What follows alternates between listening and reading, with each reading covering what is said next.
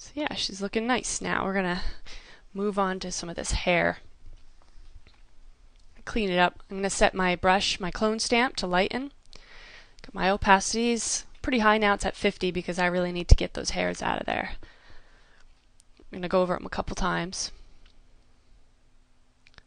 So I'm just cloning them out, taking a sample from down on the forehead. You can take a sample from anywhere when you're using the clone stamp. Some people seem to think that it has to be right next to where you're painting with it.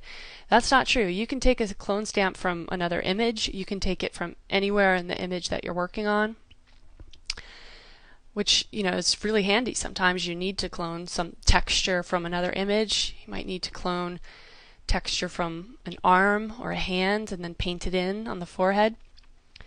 So I'm just cloning now from lower down on the forehead and brushing that hairline up. Now see, this is getting a little bit too fake looking, so we'll just set that back to where it was. Clean up the forehead a little bit and brush some of that out. Now this is the healing brush. The healing brush, it samples not only color but the texture of the area where you've cloned it from and blends it. That's why it's a very useful tool. Again though, it doesn't work over a crossed line. It will get blurry. So now, like the technique that we were using on the brows, I'm just going to brush a few of these hairs over that area in the direction that the hair is going. So we're just going to draw them in, make it look really natural. You could pick some of those light colored hairs, some of the dark ones, just so that we don't have a line from where we'd been retouching. Cloning. We're going to just draw the hair in, make it look really natural.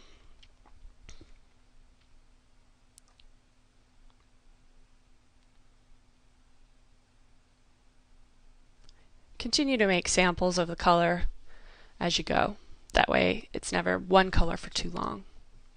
We can see what it looks like before and after, and then zoom in and make some more changes.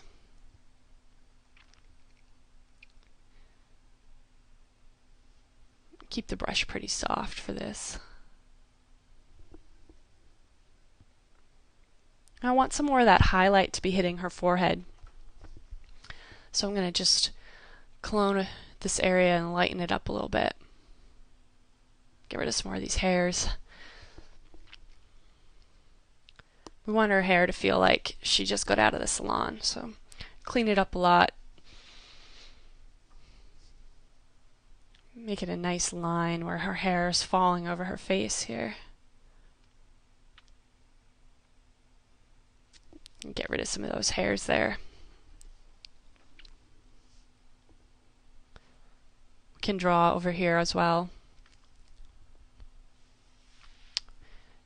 Sometimes you might need to have a larger brush than what the hairs are because the focus is soft there. And therefore you need a bigger brush to draw. So we're just going to draw some in. Keep the shape of the way the hair is falling so it looks really soft.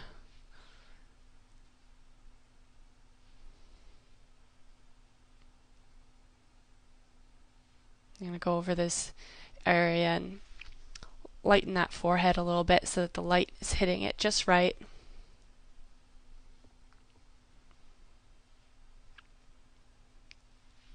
Burning and dodging, it's really the best way. So I'm just going to work through this image again, balance out some areas that stand out to me again. As you're working on an image, certain things are going to pop out to you that you didn't see before. Your eyes are going to get used to the texture and the tone of the image, and you're going to see little things jump out at you. That's why it's a good idea, to every now and then pull back, reassess the image, and go from there. So I'm going to do what I did to this brow. And to the other brow, I'm just going to take that color and match it. So it's a nice brown. And we're going to brush in some more of these little hairs. So they look even, matching eyebrows. It's always good. So now that I'm looking at them, I think I might clean them up a little bit more. Maybe add some more hairs, take a few out. Just reshape them, get them a nice smooth shape. We don't want to draw too much attention to the brows. I'm going to just reshape that area a little bit using the clone stamp. Now I'm drawing some more brows in. Okay, she's looking pretty good.